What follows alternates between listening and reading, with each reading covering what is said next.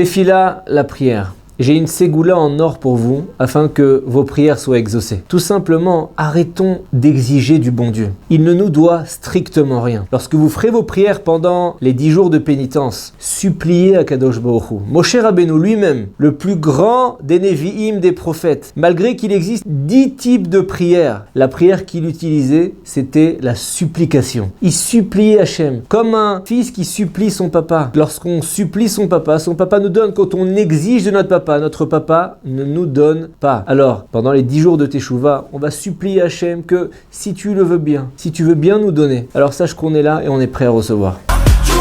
Le verset nous dit Ki karov elecha davar meod beficha. Et cette chose-là est toute proche de toi dans ta bouche. De quelle chose on parle? On parle de la mitzvah de Teshuvah selon le Ramban. Mais si la mitzvah du repentir est si facile, pourquoi si peu de gens reviennent et abandonnent leurs fautes? La réponse est simple. On s'est habitué à s'enfoncer doucement dans la faute. On s'est habitué à croire qu'on ne pourra plus remonter. On s'est habitué à ne même plus voir à quel point on est tombé. Mais le verset nous dit Ki karov elecha davar. C'est proche de toi la mitzvah de Teshuvah. Comment il faut faire? Il faut parler à voix haute et se demander mais où est-ce que j'en suis arrivé? Imaginez une personne qui ne sait pas que la finalité de ce monde c'est la mort pour un homme. Tout de suite il va se réveiller, il va changer ses habitudes. Il suffit juste qu'il entende certaines paroles dans ses oreilles. C'est la même chose pour nous. Ki karov elecha davar. Cette chose-là elle est très proche de toi. Juste tu ouvres ta bouche et tu te demandes où est-ce que tu en es. Et Be'ezrat Hashem, très vite la Teshuvah va arriver.